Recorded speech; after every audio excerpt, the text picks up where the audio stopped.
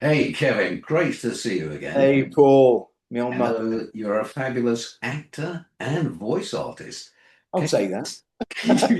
can you just tell us what it's all about, what your job entails? Oh, blimey. Well, look, I mean, I went to one of the top accredited drama colleges way back, 1987, graduated in 91. So it was a long time ago at the Webber Douglas Academy. I was there with, Minnie Driver and a whole other gang of dudes and dudettes when we were all there. And I mean, sadly, the Webber Douglas Academy is no longer there, but it's an interesting point to make because the principal at the time, Rafe Jago, who has sadly left us now as well, was he's kind of laid back, very cool kind of guy. He knew characters when he saw them. So there was a wonderful mix of people at Webber Douglas. You had students, it wasn't like a cloned set of people. There was all Right. Lots of manner of, individuals. yeah, it was, and it was good because of that, because there was a sort of, a sort of blend of different types and different physical sizes and people, and that worked so well from an acting perspective. But it was also privately owned by him, and it was when later down the line, long after I'd left, when they started to bring in this whole thing that they do now, where drama colleges and accredited drama colleges have turned into sort of like little mini universities, Right. where acting is measured with a degree, a sort of, well, in my day, when I was there, you got a diploma, and you, depending on how you were as a student and how you coped with it all and how sparkling you were, or how good you were, whatever the situation was, you either got a honors or distinction or whatever the credit, or just a normal pass or whatever. That was all you got. But then suddenly, later down the line, I can't remember what years this all started, but I think it was going into the sort of late 90s, that sort of thing. I can't remember now. But I know a lot of students who I work with now who, as actors, who were at that particular precipice, that time when it was all changing, and it was all changing into sort of, yes, you have a degree, it's measured like a degree, it gets marked like a degree. So it's more academic? Yeah, well, this is the thing. So I can understand from one side of it, I get it, but it was like a demand. It was basically saying from the powers that be, either you change to be one of these kind of, or you lose your accreditation. And Right. that was when Rafe Jago decided, I'm done. Because his theory would be exactly the same theory I have in my perspective I have in my books, which is acting is so subjective. You can't, how do you measure it on a level of, oh, well, it's, you're getting some degree in acting or some degree in screen acting or a degree in screenwriting. How do you measure that? It's not something that can be measured. And you can't really quantify the creativity, can you? And I realize, like you do, Paul, as they're sitting behind you, our industry is measured by awards a lot of the time, whether it be BAFTAs or Golden Globes or Emmys or Tonys or whatever, it might be Oscars. But if you put it together and you just think, well, how do you really measure that? How can you quantify a great performance or a Mm. great film directed, a beautifully directed film? I mean, lots of films are beautifully directed or not. Um, it's just a hard thing to measure, I think. So it was sad that Webber Douglas closed down, and then the students that left there joined Central, and they all became part of that.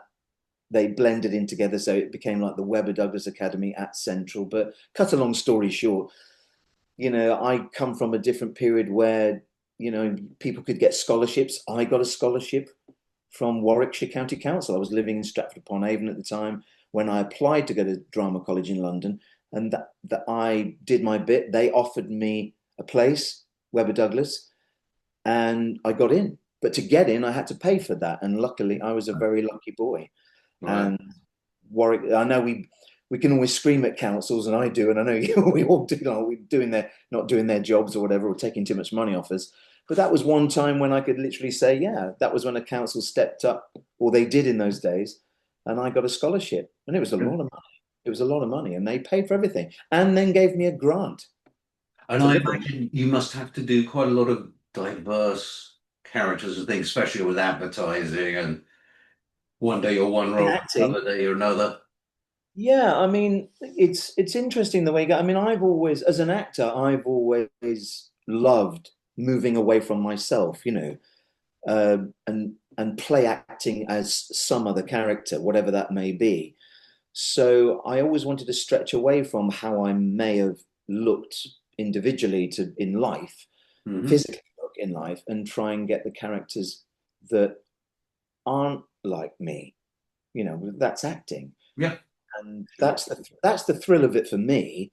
And I seem to sort of start getting parts that were quite, guys that are quite twisted or not quite right, or I don't know where that came from. Because as you know well, Paul,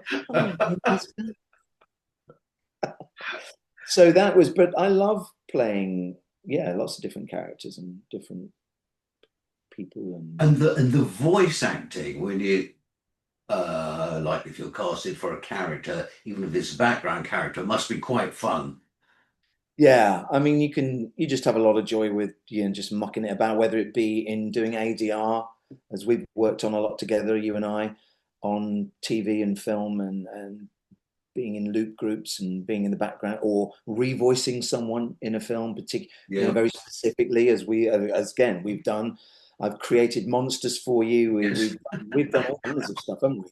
And also foreign dubbing. I enjoyed that, although I think that with AI and everything that's coming in now, I think that's another avenue of work that might Yes, start to because get. that's another skill you should mention is like lip sync. Yeah, Very important. So when you're revoicing, the voice looks absolutely perfect to the lips, absolutely. Yeah, which you is are lip. which is one very good skill to have. Yeah, and if you're, I mean, one of the foreign dubbing, as you well know, Paul, again, a film that's been made in, say, Sweden, or a TV project that's been made in Sweden, everybody in it, all the actors are speaking in their Mm. country, Scandinavian, Swedish, Norwegian, whatever, Danish. Well, the actors are on the screen, and then Netflix or Amazon or whichever company is, financing this project will say, well, look, we want to dub it into English.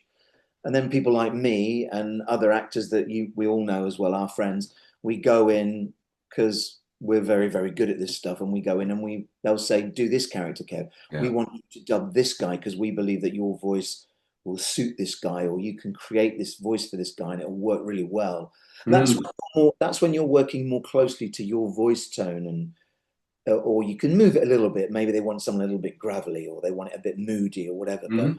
you look at the man on the screen and you're just putting English words into his mouth. But it's a very skillful. I love it because it's a real skill and it's fun. Yeah. It's kind of, and it's fun to get it really accurate. So Especially literally, if nobody notices. yeah, so nobody notices. I mean, with all due respect to them across the water, I'm not so sure they're as good at it as we are. That's my opinion. Because I don't think they care about it so. Maybe they don't care about it so much, and it's all a little bit loose. Where Yeah. and I think we've always had that thing of like, no, we must get this right here, accurate, accurate, accurate. But it can work really well. It's fun to do. It's a fun job, yeah. Great. And I was going to say, the voice work. There's acting, and what any young people, young aspiring actors, all need to understand is the business is, a whole spectrum of things, of areas of work. There's acting, yes, on stage, in front of the camera on film or TV. But now look at the things you've got now. You've got people making films just for YouTube, just Yeah. for, these long form. I don't know what they call them now. There's a phrase I heard recently. They're doing these short films and they're putting them straight Yeah. out.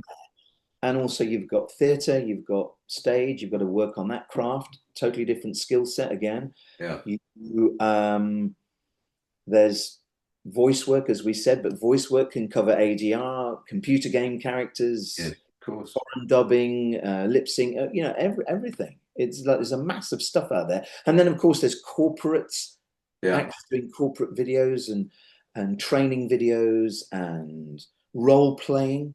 Yeah. Actors do role playing for doctors and nurses. I mean, there really is a lot of avenues of different work. It's just very different now when I first started out to where we are now. A lot of things have changed, and not necessarily for the better. Yeah. Um, I mean, I know there may be other actors you'll talk to, some of our pals, some of the people we all know in the biz, you know, who bemoan. I mean, self-tapes have become the big thing now with acting. You've got to do a self-tape. People, actors doing these at home. These things can be very difficult, Yeah. and you know, or you just do them on the fly, or you pay money to go to a professional studio and do a self-tape. But this is how people are now getting into rooms. I personally, as an actor, I don't agree with it. We work in a profession that is interpersonal skill sets. It's about being on a set. It's about being in a theater. You know, doing self-tapes where you send these self-tapes off, you don't know if they're going to get seen. You don't know if anyone's even looking at them. Yeah. And even if they do get looked at, there's a lot of times where nobody responds to you. But Mm. in the old days, you went into a room for an audition, you meet the director, you meet the producers, you Yeah. meet the casting directors, you meet these people. Yeah. So when you walk out, for good or bad, however you did, whether you get the job or not, you know you met that person. Yeah. And you got a reaction. Yeah, and you met them personally. And so you're remembered in a different, remembering people from self-tapes, that's no way to get to know anybody. Yeah. And I was quite heartened when I saw a documentary recently with Ridley Scott, and he said that. He said, Okay. no, self-tapes. He goes, I want to meet people. I want to Nice. meet the people that I'm going to work with, because I want to know if I want to work with them. Yeah. And what do they like? Somebody can do, there could be actors out there doing an amazing self-tape, but they could turn up on set and be an asshole. Yeah. Nobody really knows until you get to that. Till you actually meet them. Future. Yeah. I just find it. I mean, I know there are other actors that like them because they figure that, you know, hey, listen, I can do it again. I can keep doing it time and time again and get it right. But then there's that. What's right? What's get it right? You know, Yeah. every time I've been in a film, it's usually the first or the last take that works. Yeah. It's rarely the ones in the middle. It's funny you should say the first take, because often that's intuitive. Yeah, instinctual. Yes. And that's what film should be. Yeah, for me anyway. I'm just talking from my perspective. I'm not an actor that loves masses of rehearsals on film. I think once you've done the homework on your character and you hope to God that everybody else in the scene with you has done their homework, once it's been sorted out with the camera guys in the block, you know, we all know where we all are. Let's get on with it. Because when you start filming, the magic you capture happens in an instant. Sure. Great. Well, thank you so much, Kev. This has been fantastic. I think I just want to say one more thing. It's so good to get the people who matter, get, you know, your experiences live. Yeah. You know. I just want to say one more to look. I admire any young kid now, or young girl, young guy who wants to come into the profession and be whatever it is that they want to do. And I wish them all the luck in the world. But be smart by looking at how it works now. Yeah. You've got to you have to do this future-proof yourself. Yeah. I mean, now they're casting people in films, and I've had this from the lips of casting directors, you know, simply because, not because they're the better actor, but because they've got more followers on this or more followers on that platform and this and TikTok and that. And it's all about that now, and it's totally different. And for me, I think that's a sad thing, because it's less about talent and more about popularity. Yeah. Okay. All right. Well, thanks very much, Kev. Pleasure, mate. It was great to see you. Look forward to working with you again as usual. Now I'm bound to see you soon, mate. Take care. Bye.